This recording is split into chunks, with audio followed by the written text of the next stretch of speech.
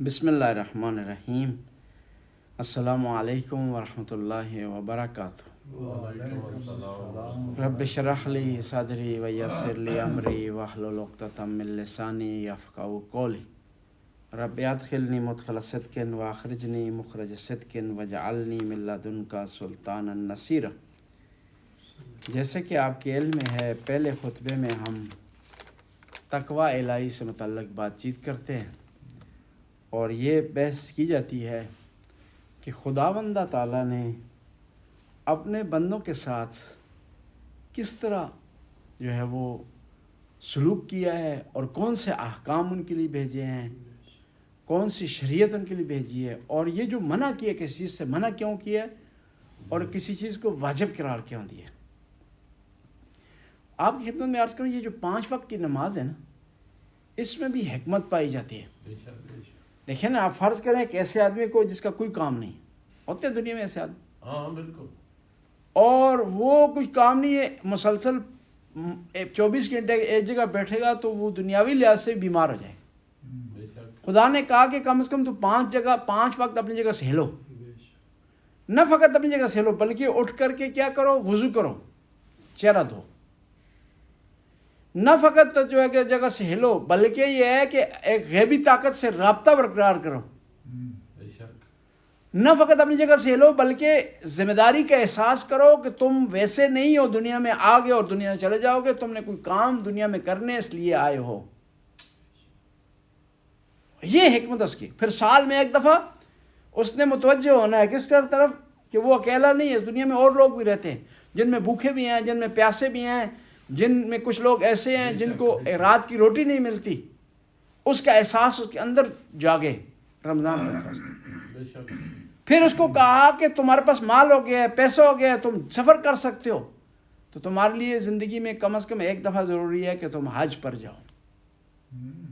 یعنی انسان کیا ہے، موومنٹ میں رہے،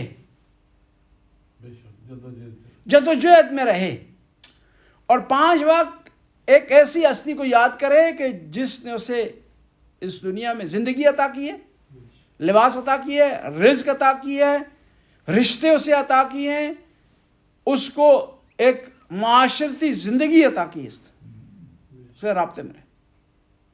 فرق پتہ ہے سارے لوگ کرتے ہیں، سارے لوگ یقین رکھتے ہیں نماز پر، جو بھی خدا کی مخلوق ہے، لیکن انہوں نے نام مختلف رکھ دیے۔ بے شک کسی نے یوگا کا نام اسے دے دیا، کسی نے میڈیٹیشن کا نام دے دیا، کسی نے اس کو علیحدگی میں اپنے بارے میں سوچنے کا نام دے دیا۔ اسلام واحد مذہب ہے کہ جس نے ایک طریقہ کار مقرر کر دیے، جس نے الفاظ معین کر دیے ہیں، جس نے جملے معین کر دیے ہیں کہ کس طرح آپ نے یہ کام کرنا ہے۔ آپ نے یہی کہنا ہے، صحیح؟ ورنہ سارے کرتے۔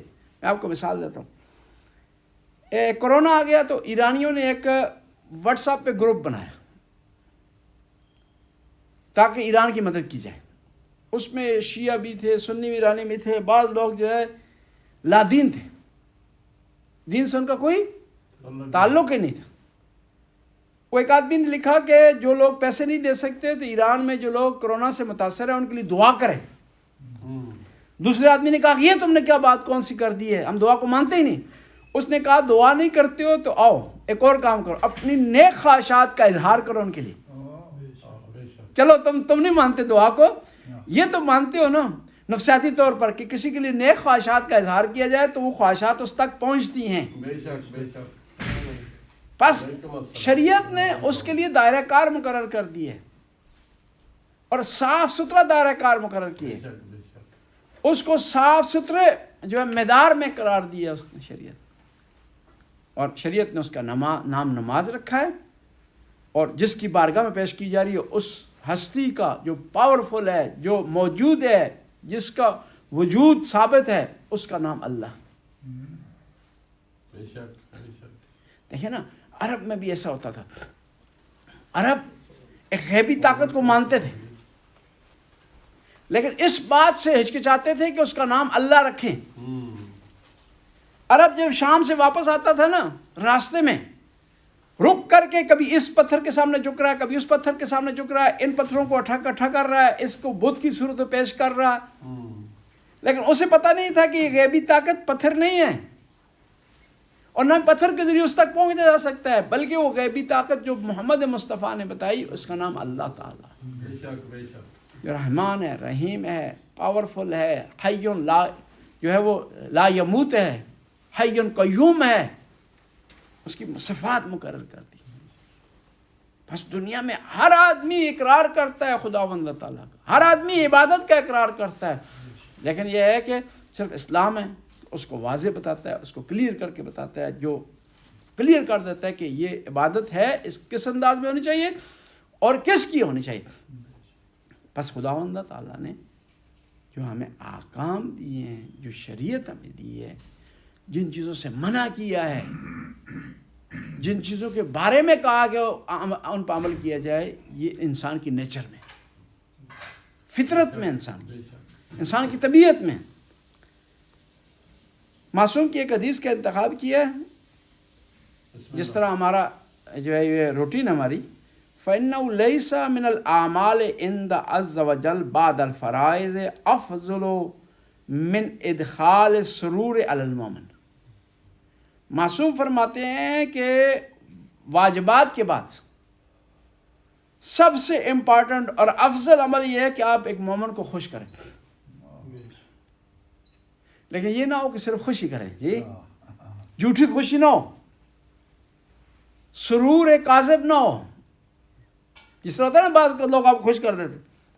وہ ایک دفعہ ہمارا گاؤں میں ایک آدمی سے جھگڑا ہوا نا، تو ہمارے کزن ہے، میں ان کے پاس آیا کہ بھائی اس آدمی نے زیادتی کی ہے، تو کہتے ہیں میں اس کو ایسے کر دوں گا، وہ کر دوں گا، فلاں کر دوں گا، میں اس کا نان نفقہ بند کر دوں گا، میں آج پولیس کے خلاف اس کے خلاف پولیس میں کمپین کرتا ہوں۔ ہم خوش ہو گئے تھوڑی دیر، اندر کے وہ ہمارے جو کزن تھے زوجہ سے بات کی، تو انہوں نے کہا یہ ویسے ہی کرتا، آپ کو خوش کرنے کے لیے کر رہا ہے، اس نے کچھ نہیں کرنا، یہ تو رات کو بلی سے ڈر جاتا ہے۔ ان ایسی خوشی بھی نہ ہو، خوش کریں مومن کو، اور پھر یہ بھی یاد رکھیں کہ کسی ایک آدمی کو خوش کرنے کے لیے کسی اور آدمی کی غیبت نہ کریں۔ برے خوشحالی ہے ایک نفر دیگران را آزرده نسازید، اور سب سے بڑی خوشی یہ ہے کہ آپ اللہ اور اس کے رسول اور اہل بیت کو خوش کریں۔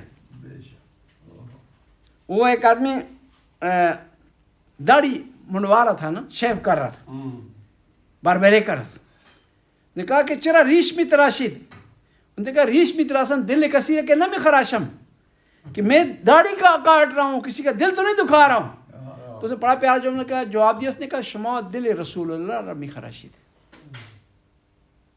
اور سب سے بہترین ثواب یہ ہے کہ ہم کوشش کریں مومنوں کو بھی خوش کریں، اللہ تعالیٰ کو بھی خوش کریں، مومنوں کو بھی خوش کریں، نبی پاک کو بھی خوش کریں، مومنوں کو خوش کریں اور اہل بیت علیہ السلام کو خوش کریں۔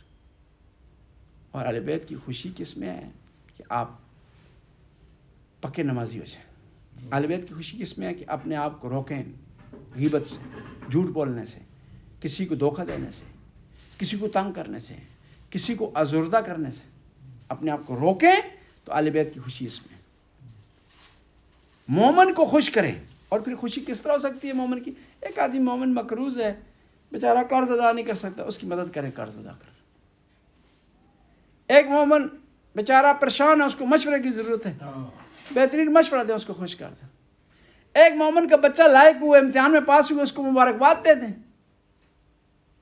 آپ کے دو الفاظ سے آپ کا کچھ نہیں جاتا، یہ چیز خود تم کام نہ مشے، لیکن یہ ہے کہ مومن خوش ہو جائے گا۔ جب مومن خوش ہوگا تو پروردگار خوش ہوگا۔ اور اللہ تعالیٰ نا اپنی مخلوق کو بہت زیادہ عزیز رکھتا ہے، اس کی مخلوق کو آپ خوش کریں گے تو وہ بھی خوش ہو جائے گا، وہ آپ کے گناہ معاف کر دے گا، وہ آپ کے لیے بخشش کا ذریعہ فراہم کرے گا۔ بس مومن کو خوش کریں، کیا ہے؟ السرور فی ثلاثۃ الخلائل، امام فرماتے ہیں 3 مقام پر کوشش کریں کہ مومن کو خوشحال کریں۔ فی الوفا، اس سے وفا کریں گے خوش ہو جائے گا۔ اور 2 بہترین دوست کی نشانی یہ ہے کہ وفاداری، خیانت نہ کریں، اس سے اس کی غیبت نہ کریں، اس کے پیٹھ پیچھے باتیں نہ کریں، اس کے دشمنوں کو سپورٹ نہ کریں، اس کے نقصان کا باعث نہ بنیں۔ یہ اس کے بعد وفاداری ہے۔ اور کیا ہے؟ وفاداری مومن کی علامتوں میں اس کی علامت ہے۔ لا دین لمن لا عہد لہو، حدیث میں ہے کہ وہ دین ہی نہیں اس آدمی کا جس میں وفاداری نہیں پائی جاتی. اور وعدہ وفائی کرنا حتی واجبات سے اوپر ہے، نماز سے اوپر ہے. اور پیغمبر نے اس کا درس دیا. پیغمبر نے معاہدہ کیا صلح حدیبی میں کس کے ساتھ؟ کفار کے ساتھ، ابو سفیان کے ساتھ، مکہ والوں کے ساتھ، ظالموں کے ساتھ، جابروں کے ساتھ، کہ جو آدمی مسلمان ہو کر مکہ سے مدینے آ جائے گا اس کو پلٹا دیا جائے گا. ابو جندال پیارے صحابی مسلمان ہو گئے ہیں، ان کو ان کے والدین نے جکڑ لیا زنجیروں میں، ان پر تشدد کیا ہے. وہ کسی طرح بھاگ کر کے مدینے آئے، لیکن رسول اللہ نے وعدہ کر چکے تھے رسول اللہ کہ جب یہ آئے گا اسے پلٹا دیں. صحابہ کرام آ گئے، رو گئے، کہا دیکھیں اس کے پاؤں سے خون بہہ رہا ہے. کہا نہیں، میں نے وعدہ کر چکا ہوں، ہم ان کو ایکسیپٹ نہیں کر سکتے. کیا ہوا؟ ابو جندال مدینے میں داخل نہیں ہو سکتے. صحیح. حالانکہ یہ وہ لوگ ہیں جن سے وعدہ پیغمبر نے کیا ہے، جنہوں نے پیغمبر کو اذیت دی ہے، ملک سے نکالا ہے، ملک بدر کیا ہے، گلے میں اوجری ڈالی ہے، سختیاں کی ہیں، بلال کو زخمی کیا ہے، سمیہ کو شہید کیا ہے ان لوگوں نے. لیکن پیغمبر نے کہا کہ میں زبان دے چکا ہوں، نہیں ہو سکتا. لیکن خدا کا کرنا ایسا تھا. ابو جندال کسی قبیلے میں چلے گئے، نہ مکہ جا نہیں سکتے تھے. مدینے نے پیغمبر نے واپس کر دیے، کسی قبیلے میں گئے، وہاں تبلیغ کی، وہ سارا قبیلہ مسلمان ہو گیا. یہ بھی خدا کی حکمت تھی. لیکن ہمارے نبی نے جو وعدہ کیا اس کی وفا کی، خلاف ورزی نہیں کی اس کی.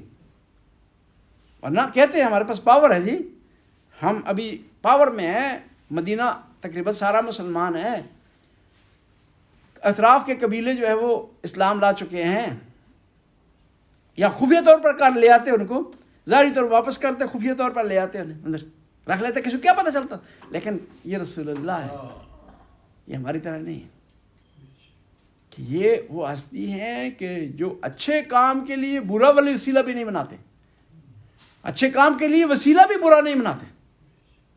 جس طرح پاکستان میں مولانا نے فتویٰ دیا تھا نا جی، دینی کام کے لیے ہیروئن بیچنا جائز ہے جی، کہ ہدف ہمارا صحیح ہے، ٹارگٹ صحیح ہے، ایم ہمارا جو وہ پاک ہے، لہذا اس کے لیے ہم برے وسیلے کو بھی انتخاب کر سکتے ہیں. نہیں، ہمارے یہ نہیں ہے، ہدف وسیلے را توجیہ نمی کنت، وسیلہ پاک اور صاف ہونا چاہیے. ہم تو اس علی کے ماننے والے جن کی بارگاہ میں کسی نے کہا کہ آپ فی الحال ان کی شرائط مان لیں اور خلافت کو قبول کر لیں، مولا امیر المومنین کا نہیں، میں غلط شرائط نہیں مانوں گا اور خلافت مجھے ان شرائط کے ساتھ نہیں چاہیے.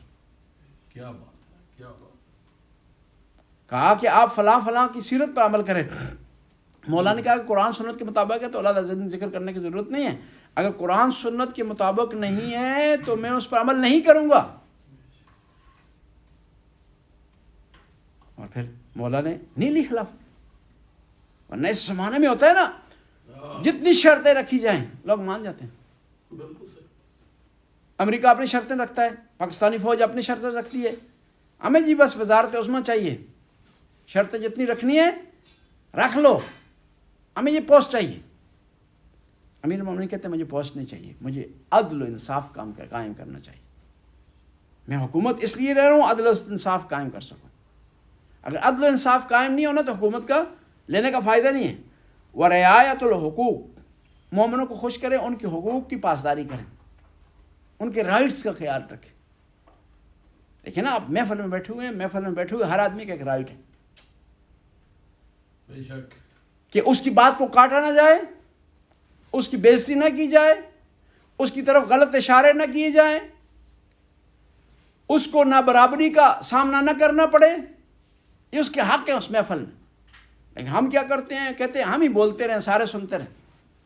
اور ایسے زمانے میں عجیب ہے، آپ فون پہ بات کرتے ہیں، کوئی سننے کو تیار نہیں، سارے باتیں کرنے کے لیے تیار ہے. حالانکہ یہ ہے کہ دو کان ہیں ایک زبان ہے، یعنی کیا ہے؟ زیادہ سنیں اور کم بولیں، تھوڑا بولیں. اب الٹا کیے ہم نے یہ سمجھ لیا کہ زبانیں دو ہیں، کان ایک ہے. اور اگر آپ محفل میں کسی کو بولنے نہیں دے رہے، وہ میں آپ کو آسان سی مثال دوں. شہید عارف حسینی تھے نا، بہت عظیم ہستی تھے. ہم ان کے پاس جب بیٹھے ہوئے ہوتے تھے نا تو 2 آدمی ان کے پاس بیٹھے ہوئے نا، اگر ایک آدمی سے 5 منٹ بات انہوں نے کی ہے نا تو فوراً کہتے تھے کہ اس سے 5 منٹ بات کی، لہٰذا آپ سے بھی 5 منٹ بات کروں گا کہ آپ کا حق ضائع نہ ہو جائے. یہ محسوس نہ ہو کہ میں اس کو زیادہ چاہتا ہوں، آپ کو نہیں چاہتا ہوں. جب محفل میں بیٹھے ہوئے سارے برابر ہیں، اور جب محفل میں بیٹھے ہوئے ایک آدمی بھی اردو والا ہوتا نا، وہ اجازت نہیں دیتے پشتو میں بات ہو. ان کا ملازم، ان کا ساتھی، کوئی پٹھان، کوئی پشتو میں بات کرتا تھا، روک دیتے تھے اسے کہ نہیں پشتو میں بات نہ کرو، یہ ہمارے پنجاب سے آئے ہوئے مومن ہیں، ان کو پشتو نہیں آتی، لہٰذا اب اردو میں بات ہونی تاکہ سب کو سمجھ آئے، ناانصافی نہ ہو محفل میں بیٹھے ہوئے لوگوں سے. حالانکہ برعکس ہوتا ہے، لوگ سارے بیٹھے ہوئے ہیں تو ہم کیا کرتے ہیں، وہ بیچارے وہ پنجابی آتی نہیں، ہم پنجابی میں شروع ہو جاتے ہیں 2 دن، وہ بیچارے دیکھتے رہتے ہیں. یہ غیر مناسب ہے، غیر شائستہ ہے. دوسرے کے حقوق کا خیال کرنا ضروری ہے شریعت. وہ گفتگو کے آداب ہے، محفل کے آداب ہیں، ان کو ملوز خاطر رکھا جائے. صلوات پڑھنا.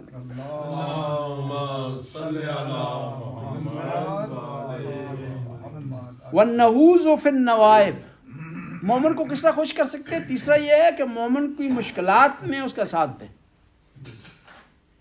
بہترین دوست ہوتا ہی وہ ہے جو مشکلات میں ساتھ دے. عام حالت میں تو سارے کہیں گے مولانا صاحب زندہ باد. پتہ تب چلے گا کہ مولانا صاحب جو بیمار ہو تو اس کا پوچھا جائے، اس کا خیال رکھا جائے، اس کی مدد کی جائے. اس سے پوچھا جائے کہ پیسوں کی ضرورت تو نہیں ہے، مشکلات. یہاں الٹا ہوتا ہے کہ ابھی مولانا موقع ہے، ابھی گھر سے آ نہیں سکتا تو پلان کرو اس کے خلاف، جی اس کے خلاف گیم بناؤ. نہیں، سب سے بہترین ساتھی ہوئے جو مشکل میں آپ کا ساتھ دے، مشکل میں آپ کو مشکلات سے نکالے، اچھا مشورہ دے کر کے، مالی مدد کر کے، احوال پرسی کر کے آپ کو مشکلات سے نکالیں. اگر نکال نہیں سکتا تو کم از کم حوصلہ تو دے نا. وہ بعض کر لوگ الٹے تھے، مشکلات پیدا نہ کرے، پریشان نہ کرے اس کو، اس کے ساتھ قیدیوں سے ایسا سلوک نہ کرے، مجرموں سے ایسا سلوک نہ کرے. بعض کا ایسا ہوتا ہے، لوگ آتے ہیں بیمار کے پاس عیادت کے لیے نا، شریعت تو یہ کہتی ہے آپ اس کے پاس جائیں، کہیں کہ آپ کی طبیعت بہت اچھی لگ رہی ہے، ابھی بہت بہترین ہو گئے ہیں، پہلے سے بہتر ہو گئے ہیں، رنگ آپ کا ماشاءاللہ بہت اچھا ہو گیا ہے، اب آپ چل سکتے ہیں، اب آپ صحیح باتیں کر سکتے ہیں، پچھلے ہفتے میں آیا تھا آپ باتیں نہیں کر سکتے تھے، آپ کر سکتے. الٹا ہوتا ہے، او ہو بڑے کمزور ہو گئے جی، وزن بڑا کٹا لیا تو جی.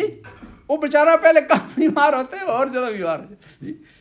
اور پھر ایک اور چیز بھی ہے، کچھ لوگ اس موقع کی تلاش میں ہیں، کوئی بیمار ہو، کوئی فوت ہو تاکہ اس کی جان کھانا کھا لیں جا کر، ایک ٹائم کی بچت کر لیں. نہیں، شریعت یہ کہتی ہے کہ آپ کسی بیمار کے پاس گئے ہیں نا، اس کے پاس کھانا نہ کھائیں، بلکہ ساتھ کوئی فروٹ لے جائیں، کوئی پھول لے جائیں، صحیح کوئی مدد کر سکیں اس کی، 1000 2000 جتنی استطاعت ہے اس کو دے کر آ جائے.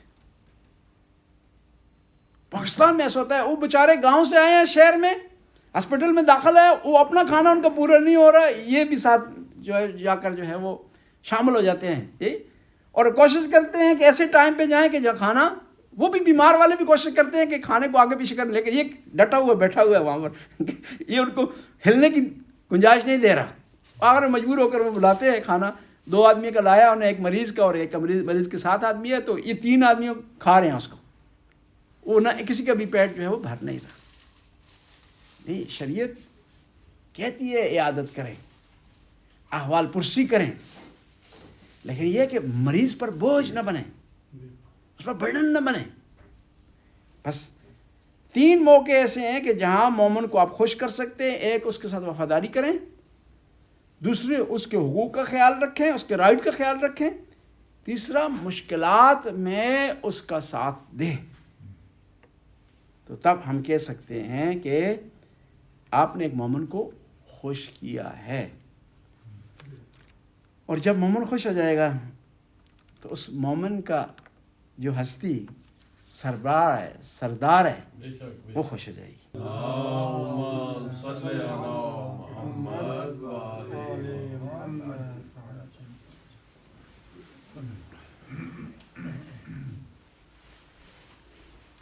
بسم اللہ الرحمن الرحیم. رب اشرح لی صدری ویسر لی امری واحلل عقدۃ من لسانی یفقہوا قولی۔ جیسے کہ آپ کے علم میں ہے، دوسرے خطبے میں ہم مناسبت سے متعلق بات چیت کرتے ہیں۔ جمادی الاول کا مہینہ ہے اور اس میں جو مناسبتیں پائی جاتی ہیں ان سے متعلق تاریخ میں جو واقعات ہوئے ہیں اس سے متعلق ڈسکس کریں۔ پہلے بھی عرض کر چکا ہوں، تاریخ کو بیان کرنے کا ایک مقصد ہوتا ہے، جس طرح قرآن نے تاریخ کو بیان کیا، احسن القصص قرآن نے کہا ہے اپنی داستانوں کو۔ تاریخ کو بیان کرنے کا مقصد یہ ہوتا ہے کہ تاریخ سے انسان سبق حاصل کرے، درس حاصل کرے اور اپنی زندگی میں درس حاصل کر کے اس کو لاگو کرنے کی کوشش کرے۔ مثال کے طور پر نا کربلا کی تاریخ ہے، وہاں 3 قسم کے گروہ ہیں۔ کوفہ کے رہنے والے ہیں جسے کوفی کہا جاتا ہے، یزید کے لشکر ہے اور امام حسین کے ساتھی ہیں۔ ایک تاریخ ہے، اس سے درس آپ نے حاصل کرنا ہے اور آپ نے اجتناب کرنا ہے کوفی گروپ سے بھی اور یزید کے گروپ سے بھی، اور امام حسین کا ساتھی آپ نے بننا ہے اور ان کوالٹی کو دیکھنا ہے، ان جان فشانیوں کو دیکھنا ہے جو کربلا کے میدان میں شہدائے کربلا نے جو دکھائی، اور اس کو اپنی زندگی میں اپنے ماحول کے مطابق لاگو کرنے کی کوشش کرنی۔ تو اس لیے تاریخ کو بیان کیا جاتا ہے۔ امیر المومنین ارشاد فرماتے ہیں کہ میں نے تاریخ کا اس طرح مطالعہ کیا گویا کہ میں انہی میں سے ایک تھا، اور پھر میں نے اس سے سبق حاصل کرنے کی کوشش کی۔ کیا بات ہے۔ جمادی الاول کی مناسبتیں، پہلی مناسبت یہ ہے کہ 1306 ہجری قمری کو تمباکو کی حرمت کا فتویٰ دیا ہے آیت اللہ مرزا شیرازی نے۔ ایران میں اس طرح ہوا جس طرح ایسٹ انڈیا کمپنی انڈیا میں آئی نا، انڈیا پر قبضہ کر لیا اس نے۔ ایران میں انہوں نے بھی کمپنی کی صورت میں داخل ہوئے، تمباکو کی کمپنی کی صورت میں، سگریٹ بنانا ہے، یہ تمباکو اگانا ہے، اس کو ریفائن کرنا ہے، اس کا سلسلہ ہے۔ تو آیت اللہ شیرازی کو پتہ چلا، مرزا شیرازی کو پتہ چلا کہ یہ اس مقصد سے ایران پر آ رہے ہیں اور قبضہ کرنا چاہتے ہیں، تو انہوں نے فوراً فتویٰ دے دیا کہ تمباکو کا استعمال حرام ہے، اور کہتے ہیں کہ پورے ایرانیوں نے عمل کیا اس پر۔ کیا بات۔ حتیٰ کہتے ہیں کہ بادشاہ نے کہا حقہ لاؤ، بیوی نے توڑ دیا حقہ، کہا نہیں حقہ نہیں ملے گا۔ کہا کیوں؟ کہا جس نے مجھے تجھ پر حلال کیا ہے نکاح کے ذریعے، اسی نے حکم دیا ہے کہ تمباکو استعمال نہیں کرنا، اور پھر اس وجہ سے اس سازش ناکام ہو گئی۔ اور آج تک دکھ ہے انگریز کو، اور آج تک غصے میں انگریز مجتہدین پر، مراجع پر، اور یہ کام والوں کا نہیں، یہ آیت اللہ سیستانی جو فتویٰ دیا تھا جہاد کفائی کا فتویٰ دیا تھا کہ داعش کے خلاف لڑے، یہ بھی ان میں سے ایک تھا، فتاوا میں سے، کہ جس میں فتح حاصل ہوئی کس کو؟ شیعوں کو۔ اگر فتویٰ نہ دیتے تو اس نے قبضہ کر لینا تھا عراق۔ یہ دیکھیں نا، میں آپ کو مثال دیتا ہوں، آیت اللہ سیستانی نہ ہوتے عراق میں نا، تو عراق کا حال افغانستان اور لیبیا والا ہوتا۔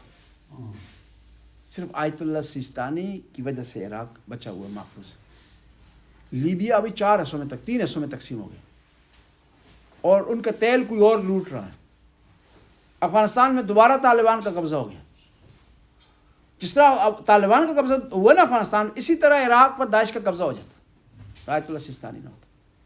بس یہ تاریخ میں کے واقعات میں سے ایک واقعہ ہے کہ جمادی الاول کی پہلی تاریخ کو آیت اللہ مرزا بزرگ شیرازی نے تمباکو کے حرام ہونے پر فتویٰ دیا تھا، اور پھر اسی 1 جمادی الاول کو وفات ہوئی ہے محمد ابراہیم آیتی کی 1384 ہجری قمری کا۔ فارسی کا جو قرآن کے ترجمے ہیں نا، ان میں سے سب سے اچھا اور بہترین ترجمہ جو ہے وہ ابراہیم آیتی کا پایا جاتا ہے۔ حالانکہ فارسی میں شاہ ولی اللہ کا ترجمہ ہے قرآن کا، فولادوند کا ترجمہ ہے قرآن کا، آیت اللہ مکارم شیرازی کا بھی اپنا ترجمہ ہے قرآن کا، لیکن جو ادبی فارسی ادب کے حوالے سے سب سے اسٹرانگ جو ترجمہ سمجھا جاتا ہے محمد ابراہیم آیتی کا ترجمہ سمجھا جاتا ہے۔ اور سب سے پہلے جو قرآن کا ترجمہ ہوا نا فارسی میں، وہ کیا تھا سلمان فارسی نے،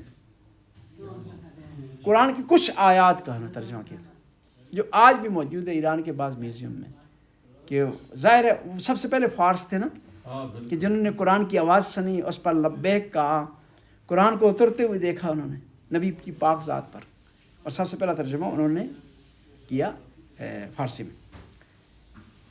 5 جمادی اول کو میلاد ہے بعض روایات کے مطابق بی بی زینب سلام اللہ علیہ کی، اور یہ میلاد ہوئی ہے، ولادت ہوئی ہے 5 ہجری قمری کو، ہجرت کے 5ویں سال ہوئی ہے۔ اور 6 جمادی الاول کو راضی باللہ عباسی خلیفہ تھا، اس کی خلافت کا آغاز ہوا ہے۔ 9 جمادی الاول کو 980 ہجری قمری کو ملا صدرہ کی ولادت ہوئی، صدر الدین شیرازی، جن کی بہت ساری کتابیں ہیں، جن میں سے مشہور ان کی فلسفے کی کتاب ہے اسفار اربع، ان کی قرآن کی تفسیر بھی ہے، جو فلسفہ جس کا جو ہے منہج، جس کا طریقہ کار، سٹائل فلسفے کا ہے۔ قرآن کی تفسیروں کے مختلف سٹائل ہیں، فلسفے کا سٹائل ہے، عرفانی سٹائل اس میں پایا جاتا ہے، روائی سٹائل اس میں پایا جاتا ہے۔ اس میں جو فلسفے کا سٹائل ہے نا، وہ تفسیر میں وہ ملا صدرہ نے جو ہے پیش کیا۔ اور صدر الدین شیرازی ایک تھاٹ ہے، ایک فلسفی فکر، فلسفی منہج کے بانی ہیں، جسے فلسفہ مشاء کہا جاتا ہے۔ اور یہ شیعہ تھے، لیکن فلسفے کے لحاظ سے ان کے برابر نہ کوئی سنیوں میں نہ کسی غیر مسلمانوں میں کوئی پایا جاتا ہے۔ اب کہنے والے کہہ سکتے ہیں کہ اسلام میں فلسفہ کہاں سے آ گیا؟ نہیں، فلسفے کا تعلق عقل سے ہے، اور اسلام کی بنیاد عقل پر ہے۔ اسلام کا ہر حکم اس میں عقل شرط ہے۔ قرآن کو سمجھنے کے لیے عقل شرط ہے، حدیث کو سمجھنے کے لیے عقل شرط ہے، شرعی احکام کو سمجھنے کے لیے عقل کی شرط ہے۔ وہ حتیٰ ہم عقائد کو سمجھنے کے لیے پہلی جو دلیل دی جاتی ہے خدا کے وجود پر، وہ عقلی ہے، عقل کی بنیاد پر ہے۔ حدیثیں تو بعد میں آتی ہیں نا، اور پھر حدیث یا قرآن کی آیت سے تو خدا کے وجود کو بعض لوگ کہتے ہیں ثابت ہی نہیں کر سکتے، کہ کس طرح ثابت کریں گے؟ قرآن کیا ہے؟ خدا کا کلام ہے۔ کس نے بتایا ہے کہ خدا ہے؟ قرآن نے بتایا ہے۔ یعنی وہ کہیں گے کہ یہ تو دور لازم آتا ہے۔ یہ تو وہی بات ہو گئی کہ جی بھائی کسی نے پوچھا کہ آپ کا گھر کہاں؟ اس نے کہا مسجد کے سامنے۔ کہا مسجد کہاں ہے؟ کہا میرے گھر کے سامنے۔ کہا دونوں کہاں ہیں جی؟ کہا آمنے سامنے۔ تو خدا کے وجود کو قرآن سے ہم مسلمانوں کے لیے تو ثابت کر سکتے ہیں کسی حد تک، وہ بھی، لیکن غیر مسلمان کے لیے قرآن سے ثابت نہیں کر سکتے ہم کہ ہم کہیں خدا ہے۔ کیوں؟ قرآن نے کہا۔ پھر وہ پوچھے گا قرآن کس کی کتاب ہے؟ جی خدا کی کتاب ہے۔ یعنی خدا نے خود کہا ہے کہ میں ہوں، کہیں گے دلیل نہ ہوئی۔ بس عقل اسلام میں، اسلام کی بنیاد عقل پر ہے، پس عقل کی بنیاد پر اس کا مطلب ہے اسلام میں فلسفہ ہے۔ بلکہ واضح قرآن نے کہا، دیکھیں خود قرآن نے بعض کو دلیل دی ہے نا خدا کے وجود پر، عقلی دلیل دی ہے۔ یہ نہیں کہا کہ مانو خدا ہے، بلکہ یہ کہا کہ لو کان فیہما آلیۃ الا اللہ لفسدتا، کہ اگر زمین و آسمان میں اللہ کے علاوہ کوئی اور خدا ہوتا، کوئی اور اللہ ہوتا، تو اس میں دنیا میں فساد پھیل جاتا، گڑبڑ ہو جاتی۔ یعنی عقل سے فائدہ اٹھایا، یعنی قرآن نے بھی عقلی دلیل دی ہے۔ بس فلسفہ عقل کی بنیاد پر۔ اور دوسرا یہ ہے کہ راج، رسمی طور پر راج کہاں سے ہوا فلسفہ اسلام میں؟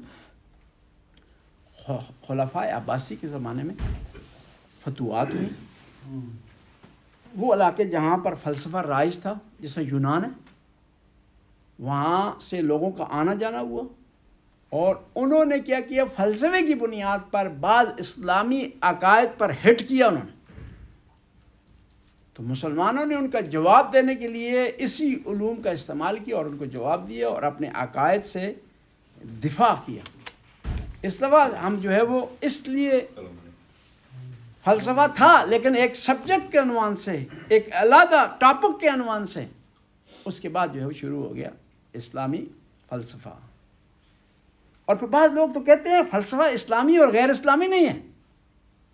دیکھیں نا، ہم کیا کہتے ہیں دو اور دو چار، یہ اسلامی غیر اسلامی نہیں ہے جی، کہ کہ مسلمانوں کے دو اور دو چار اس طرح سے شروع ہوتے ہیں اور کافروں کے اس طرح سے شروع ہوتے ہیں جی۔ صحیح ہے۔ جس طرح وہ میں نے ایک دفعہ واقعہ کہا کہ یہ واقعہ، یہ جو مشہور واقعہ ہو گیا نا جی، کہ کیلا آیا حضرت اویس کرنے کے لیے، کہ ان کے دانت نہیں تھے تو کیلا آیا ان کے لیے تاکہ کھائیں۔ تو میں نے کہا پھر کافروں کا کیلا بڑا ہے جی، ان کے لیے بڑا کیلا ہے، مسلمانوں کا کیلا چھوٹا ہے جی۔ تو یہ جو ہے، یہ چیزیں بعض اوقات ہم ایسی چیزیں گھڑ لیتے ہیں، بنا لیتے ہیں کہ خود سوچیں اس پر نا تو ہنسی آ جاتی ہے انسان کو۔ وہ ایک اور مثال آپ خدمت میں عرض کروں، ہمارے یہاں ایک شاعر ہیں، وہ ہمیشہ یہ شعر یہاں پڑھتے تھے کہ شعر کی آمد ہے کہ رن کانپ رہا ہے، رن ایک طرف چرخ کوہن کانپ رہا ہے، جو ہے وہ جبرائیل نے کیا اس کا کیا، جبرائیل نے علی کے بیٹے کو دیکھ کر وہ جو ہے لرز کے جبرائیل، ٹھیک ہے، کانپ اٹھے۔ وہ ہم روزانہ بیان کرتے تھے، وہ شعر پڑھتے تھے، ہم سنتے تھے، ہنس جاتے تھے۔ ایک دفعہ وہ ایک ایرانی یہاں آئے ہوئے تھے، تو انہوں نے کہا یہ کیا بیان کر رہے ہیں، ترجمہ کرو نا۔ تو میرے ترجمہ کے ایرانی ہنس گیا کہ اس نے کہا جبرائیل، وہ جبرائیل نے رہا جو کانپ جائے جی۔ وہ شعر اس طرح ہے نا مرزا دبیر کا، شمشیر میرا نس کا شمشیر بکف دیکھ کر حیدر کے پسر کو جبرائیل بھی لرزے ہیں پر کو، سنبھالے وہ پر کو بھی۔ یعنی یہاں پر دیکھیں، ایک تو لرزنا جبرائیل کی سوٹ نہیں کرتا، دوسرے جبرائیل کے پر نہیں ہے جی۔ اور پھر جبرائیل، پھر مولا کا بیٹا جبرائیل کو کیوں لرزائے جی، وہ ہے کافروں کے لیے، معاویہ کے لیے اس کو لرزائے جی، شیطان کو لرزائے، جبرائیل بیچارے کا کیا قصور ہے کہ وہ لرز بیٹھے جی۔ یہ اب شعر سنتے رہتے تھے، ہم ہنستے تھے، لیکن ہم نے توجہ نہیں کی تھی کبھی نا، اس کی طرف توجہ نہیں تھی، فوکس نہیں کیا تھا، تو ہنس کر گزر جاتے تھے۔ لیکن وہ ایرانی نے فوکس کیا تو ہمیں ایک درس دے دیا کہ یہ شعر صحیح نہیں ہے، یہ اوٹ پٹانگ بات ہے۔ اور کئی چیزیں ایسی ہوتی ہیں جب انسان غور سے اسے دیکھے نا، یا کوئی اور توجہ دلوائے، تو انسان کو جو ہے وہ محسوس ہوتا ہے کہ یہ بات صحیح نہیں ہے۔ اور یہ بھی جو ذکر کیا جاتا ہے نا جبرائیل کے پر، یہ جبرائیل کی طاقت مراد ہے اس سے، ورنہ پر اس طرح نہیں ہے جس طرح پرندے کے پر ہوتے ہیں۔